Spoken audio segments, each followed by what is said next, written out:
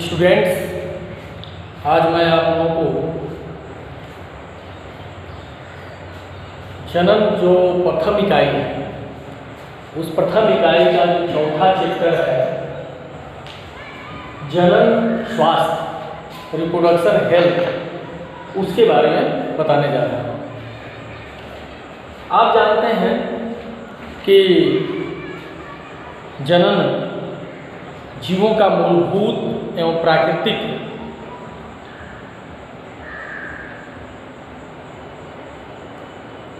गुण है, उनका अधिकार है, क्योंकि इसी के द्वारा जीव अपने संतानों अपनी संतति की संख्या बढ़ाते हैं और पृथ्वी पर सभी जातियों की निरंतरता बनी हुई है, सभी जातियों की उपलब्धता बनी हुई है। लेकिन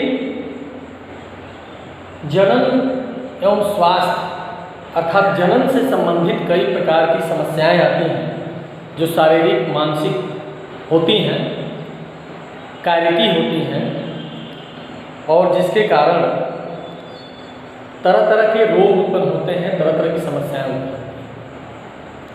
आज इसी का अध्ययन करेंगे। तो प्रथम जो आपका टॉपिक है वो यह है कि जनन एवं स्वास्थ्य संबंधी समस्याएं।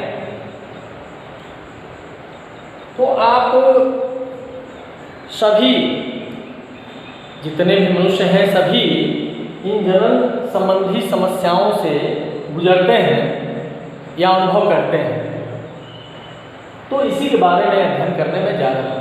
आप देख रहे हैं कि क्या क्या समस्याएं हैं। पहली समस्या क्या है? सामाजिक और धार्मिक सोच। हम सभी समाज में और कई धर्मों में इस तरह का रूढ़िता है, इस तरह का उसमें विकार है कि हमको किसी जनन अंग के बारे में जानना, जनन अंग की क्रिया के बारे में जानना, उसके बारे में बात करना, उसको गलत माना जाता है। उसको समाज बुरा दृष्टि से देखता है। धार्मिक दृष्टि से उस पर रोक लगा दी गई है कि एक युवक को जब तक शादी नहीं हो जाती उसके पहले इनके बारे में सोचना जानना बहुत ही गलत है और इसके कारण हम समस्याओं को जान नहीं पाते हैं, हम इसके गुण अवगुण को नहीं जान पाते हैं और समस्याएं आती हैं। दूसरा है जनसंख्या विस्फोट। इतनी जनसंख्या अधिक है खासतौर से भारत में कि हम स्वास्थ्य के बारे में सचेत नहीं हो पाते। जो आवश्यकताएं होनी चाहिए प्रसव काल में, स्तनपान के लिए, बच्चे के विकास में, माता के देखभाल में, वो हम सब नहीं पूर्ण कर पाते हैं क्योंकि हमारे पास जनसंख्या बहुत अधिक है। तीसरा कारण है यौन शिक्षा से वंचित करना। हमारे यहाँ यौन शिक्षा को जैसे पहले ही बताए हैं बुरा माना जाता है और माना जाता है कि 25 वर्ष के पहले किसी व्यक्ति को, महिला या पुरुष को, यौन अंगों, उनकी क्रिया, उनके बारे में जानना अपराध है, पाप है और इसके कारण यौन शिक्षा से वंचित रखा गया किशोरों को, जबकि किशोर को एक यौन शिक्षा आवश्यक है इसलिए कि उस समय उनके शारीरिक और मानसिक कार्य की संरचना में काफ़ी परिवर्तन होते हैं। चौथा है जनन अंग संरचना एवं कार्य से अनभिज्ञ। हम जब अध्ययन करते हैं यौन शिक्षा के बारे से वंचित हैं तो जनन अंगों की संरचना एवं उसके कार्य से भी अनभिज्ञ हैं। हम नहीं जानते हैं कि टेस्टिस का कार्य क्या है, वृषण का कार्य क्या है, हम अंडाशय का कार्य नहीं जानते हैं, गर्भाशय का कार्य नहीं जानते हैं और फलस्वरूप हम अधकचड़ी जानकारी रख करके तरह तरह के लोगों के बहकावे में आ जाते हैं और फिर समस्याओं से ग्रसित होते जाते हैं। यौन संचारित रोग की जानकारी का अभाव। चूँकि हम लोगों को यौन शिक्षा या यौन अंगों की संरचना और कार्य के बारे में से दूर रखा गया है, इसलिए हम सब कौन कौन से रोग होते हैं यौन क्रिया के द्वारा वो जान नहीं पाते हैं ठीक से। और लोगों के द्वारा जो अधकचरी जानकारी दी जाती है नीम हकीमों को द्वारा जो अधकचरी जानकारी दी जाती है उसके चक्कर में हम फंस जाते हैं और विभिन्न प्रकार के रोग से ग्रसित हो जाते हैं यौन से संबंधित रोग से। एक समस्या कन्या भ्रूण हत्या की भी है, क्योंकि भारत में धर्म एवं समाज में कुछ इस तरह की भ्रांतियां हैं कि बेटा माता और पिता को के लिए आवश्यक है उसके इहलोक और परलोक को सुधारने के लिए, जो कि बहुत ही अधकचरी जानकारी है या बहुत ही ठीक प्रकार से यह नहीं बताया गया है या ठीक चीज़ नहीं है। फिर भी हम इसको मानते हैं और यही कारण है कि कन्या भ्रूण हत्या हमारे देश में बहुत अधिक होती है और पुरुष और महिला, नर और मादा, लड़के और लड़की की संख्या में संतुलन पैदा हो गया है, जो एक समस्या है।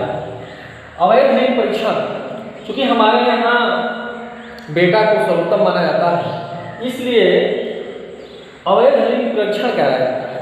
और जब देखा जाता है कि बेटी है तो बहुत लोग उसको एबार्शन करा देते हैं, गर्भपात करा देते हैं, जो कि माता के लिए भी असुरक्षित है और जो संतान जन्म रहा है उसके लिए भी उसका जान खत्म हो जाता है, जो अनैतिक भी है, धार्मिक रूप से भी गलत है, हर प्रकार से वो गलत है।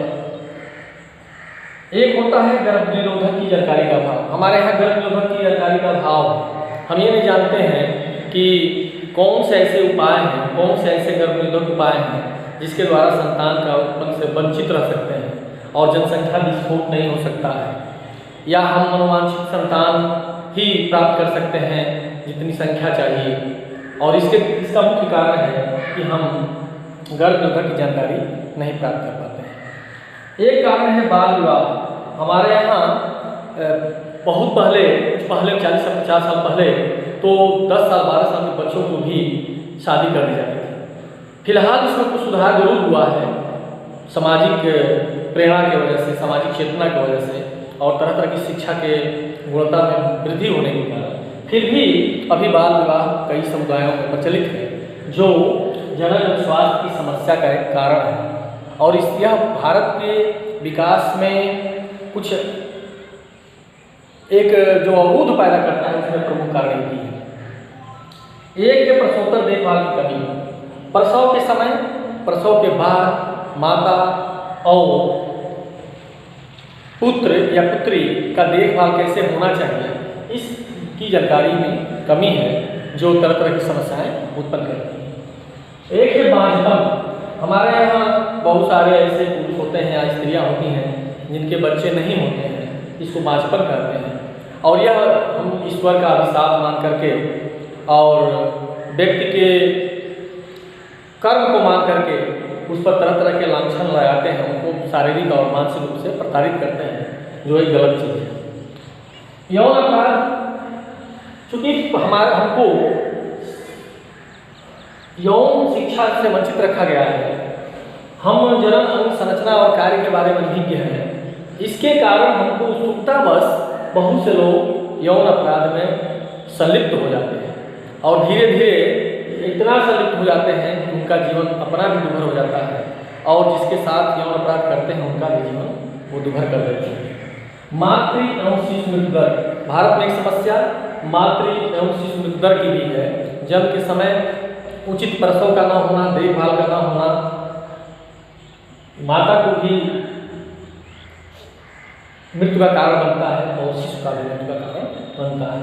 एक समस्या यह भी है स्तनपान का महत्व न जानना। बहुत से लोग स्तनपान नहीं कराते हैं, वो बुरा मानते हैं,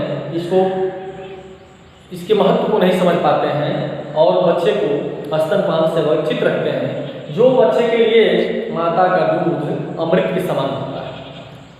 आप जानते हैं जब शुरू में ये दूध निकलता है माता के दूध ग्रंथि से, जिसको खीस या कोलेस्ट्रम कहते हैं, उसमें कितनी एंटीबॉडी और पोषक पदार्थ पाए जाते हैं। तो ये समस्याएं हैं और इन समस्याओं के निदान के लिए 1951 में हमारे यहाँ एक कार्यक्रम शुरू किया गया जिसको कहते हैं परिवार नियोजन। और इस परिवार नियोजन में इस पूरी समस्याओं को देखा गया कि किस प्रकार से परिवार की संख्या को कम रख सकते हैं, किस प्रकार से गर्भ निरोधक का उपाय करके जनसंख्या विस्फोट से बच सकते हैं, बाल विवाह को रोक सकते हैं। ये सारी समस्याओं को सुलझाने के लिए 1951 में परिवार नियोजन कार्यक्रम शुरू किया गया। यही चल करके आगे 1977 में परिवार कल्याण के नाम से प्रसिद्ध हुआ। इसी संस्था को और विस्तृत रूप दे करके परिवार कल्याण का नाम दिया गया 1977-78। तो परिवार नियोजन और परिवार कल्याण ये दोनों ऐसे कार्यक्रम हैं जिसके द्वारा समस्याओं के समाधान के बारे में सोचा गया। इसी के साथ ही आप जानते हैं कि कुछ और कार्यक्रम शुरू किए गए, जैसे राष्ट्रीय जनसंख्या नीति। तो राष्ट्रीय जनसंख्या नीति में कैसे जनसंख्या का कंट्रोल किया जाए, इसका अध्ययन किया गया और इसके लिए उपाय बनाए गए। इसी प्रकार से NHRM का विकास हुआ, national health rural mission NHRM, राष्ट्रीय स्वास्थ्य ग्रामीण मिशन, इसकी स्थापना की गई और इसके द्वारा जनन एवं स्वास्थ्य से संबंधित जितनी भी समस्याएं हैं उनके समाधान का प्रयास किया गया। इसके अलावा बृहद टीकाकरण कार्यक्रम चलाया गया। टीकाकरण का बहुत ही बड़े पैमाने पर अभियान चला करके जो भी यौन संचालित या अन्य रोग होते थे उनसे बचाव के उपाय किए गए। तो ये सब कार्यक्रम राष्ट्रीय जनसंख्या नीति है, NHRM है, टीकाकरण है, या आपका जनन एवं बाल स्वास्थ्य सेवा मिशन, ये बड़े पैमाने पर शुरू किया गया। जनन एवं बाल स्वास्थ्य सेवा मिशन बड़े पैमाने पर शुरू किया गया और इसके अंतर्गत एक कार्यनीति बनाई गई और वो कार्यनीति के द्वारा जनन और उससे संबंधित स्वास्थ्य का पूरा अध्ययन किया गया। आप इसमें देखेंगे कि किस जितनी भी समस्याएं हैं उनको जनन एवं बाल स्वास्थ्य रोग मिशन के अंतर्गत इन जो उपायों को लागू किया, कार्यनीतियों को लागू किया। इसमें है प्रथम प्रचार। सबसे पहले देखा गया कि जो भी भ्रांतियां थीं या जो भी अधकचरी जानकारी थी जनन एवं स्वास्थ्य से संबंधित, उसके लिए टीवी, प्रिंट मीडिया या ग्रामीण स्तर पर बड़े बड़े प्रचार के कार्यक्रम किए गए, संचालित किए गए और फलस्वरूप काफ़ी यौन एवं उससे संबंधित जितनी भी समस्याएं हैं उनके बारे में जानकारी उपलब्ध हुई और जनन एवं स्वास्थ्य से संबंधित कुछ सुधार आए।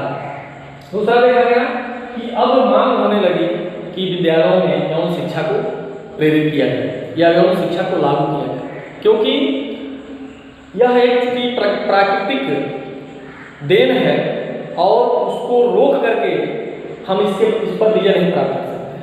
तो इससे अच्छा है कि जो अधकचरी जानकारी है उसको पूर्णतः और स्पष्ट जानकारी दिया जाए और इसके लिए यौन शिक्षा की मांग होने लगी और विद्यालयों में अब ऐसे पाठ्यक्रम के रूप में सम्मिलित भी किया गया है, पूर्ण या अपूर्ण रूप से।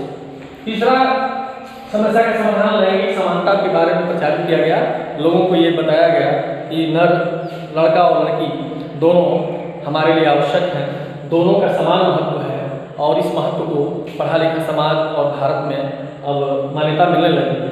ये समस्या का तीसरा समाधान था। जनन संबंधी जितने भी जानकारियाँ थी, चाहे वो लैंगिक संरचना हो या लैंगिक कार्यकी, उन दोनों के बारे में आज तरह तरह की जानकारियों के द्वारा लोगों को जागरूक किया गया है और वो जागरूक हैं। ये समस्या का बहुत ही अच्छा और उचित समाधान है। गर्भ निरोधक उपाय जिसके द्वारा हम जनसंख्या विस्फोट से बच सकते हैं, इसके बारे में काफ़ी प्रचारित किया गया। काफ़ी इसके बारे में अध्ययन किया गया और काफ़ी इस पर खोज किया गया कि कौन कौन से ऐसे उपाय हो सकते हैं जिससे गर्भधारण रुक सकता है। यौन अपराध पर रोक, तरह तरह के कानून बनाए गए, लोगों को जागरूक किया गया, बच्चों को जागरूक किया गया, नौजवानों को जागरूक किया गया और यौन अपराधों पर रोक लगाने का प्रयास किया गया। टीकाकरण, आज आप जानते हैं कि बच्चे के गर्भधारण से लेकर के और जन्म तक या जन्म के बाद तक विभिन्न प्रकार के टीके का प्रयोग किया जाता है। डीपीटी, बीसीजी इत्यादि बहुत सारे ऐसे टीके हैं जो लगाए जाते हैं, जिसके कारण महिला और बालक, माता और बालक दोनों सुरक्षित रहते हैं। इस टीकाकरण का कार्यक्रम जैसे आज तक मिशन इंद्रधनुष का नाम दिया गया है, पूरे भारत में चलाया जाता है व्यापक। भ्रूणकालीन परीक्षण, भ्रूणकालीन परीक्षण जो एक बहुत बड़ी बुराई आ गई थी, लैंगिक समानता को भी नष्ट करती थी, इसको रोक लगाने का कानून बनाया गया और लोगों को जागरूक भी किया गया। दोनों तरीके से भ्रूण परीक्षण को रोका गया। इसके अलावा प्रसव, स्तनपान, यौन संचार रोग इत्यादि के बारे में लोगों को काफ़ी बड़े पैमाने पर जानकारी दी गई, उनको जागृत किया गया और जिसका एक प्रभाव भी देखने को मिलता है। अब जो भी समस्याएं थीं जनन स्वास्थ्य संबंधी, उन समस्याओं का समाधान बनाने के लिए कार्यनीति बनाई गई और ये कार्यनीति पर अमल चल रहा है, जिसके कारण काफ़ी कुछ सुधार आया है। मातृ एवं शिशु मृत्यु दर में भी काफ़ी सुधार किया है भारत इन सब कार्यक्रमों के तहत। एक चीज देखते हैं वो है उल्बेधन। उल्बेधन क्या है? तो इसको अमीनो सिंथेसिस कहते हैं। अमीनो सिंथेसिस क्या है वो बताते हैं आपको कि आप जानते हैं कि एम्ब्रियो जो होता है, भ्रूण होता है, वो गर्भाशय के अंदर एक दीवार के द्वारा घिरा रहता है। उस दीवार को कहते हैं, उस लेयर पर को कहते हैं अमनियान। और इस यहाँ भ्रूण है, अमनियान और भ्रूण के बीच में ये तरल पदार्थ होता है, इसको कहते हैं अमिनाटिक द्रव, अमिनाटिक फ्लूइड। इस अमिनाटिक फ्लूइड में ये अमनियान है। अमनियाटिक फ्लूइड में इस फ्लूइड को जब हम निकाल करके और उसका हम परीक्षण करते हैं, टेस्ट करते हैं, तो हम इस भ्रूण के आनुवांशिकता के बारे में पता लगा लेते हैं, इसके जीन के बारे में पता लगा लेते हैं कि इसमें X और Y कौन सा गुणसूत्र है। तो इसके द्वारा हम ये पता लगा सकते हैं कि यह भ्रूण नर है कि मादा है, लड़का है या लड़की है। इसके अलावा उस भ्रूण के अंदर कोई अनुवांशिक विकार है तो उसका भी पता लगा सकते हैं। तो इस प्रक्रिया को, जिसमें अमनियाटिक फ्लूइड, अमनियाटिक द्रव को लेकर के और उसका हम टेस्ट करके हम इसलिए बच्चे का जो गर्भ में विकास कर रहा है उसके आनुवंशिकता का, उसके लिंग का पता करते हैं, इस विधि को कहते हैं उल्बेधन। यदि इस विधि का उपयोग हम सकारात्मक तरीके से करते हैं तो एक आनुवंशिक रूप से अवरोगी गर्भ में पल रहे बच्चे के बारे में जानकर हम उसको नष्ट कर सकते हैं और एक सकारात्मक बदलाव आ सकते हैं। लेकिन ज़्यादातर लोग इसको निगेटिव तरीके से लेते हैं, नकारात्मक तरीके से लेते हैं और इसका उपयोग भ्रूण के परीक्षण में करते हैं और भ्रूण का जो गर्भपात होता है असामयिक एबार्शन कराने में करा करके लैंगिक असमानता को प्रेरित करते हैं और लैंगिक समानता को में बाधक बनते हैं। तो इस प्रकार से इस उल्बेधन को एक सीमित दायरे तक रखना चाहिए और सरकार ने रखा भी है कि जिसका इसका दुरुपयोग न हो, केवल सदुपयोग कोई कर सकता है। तो आज आपको जनन स्वास्थ्य क्या समस्या है और क्या समाधान है, इसके बारे में क्या रणनीतियाँ हैं बताएं। फिर अगले टॉपिक में। धन्यवाद।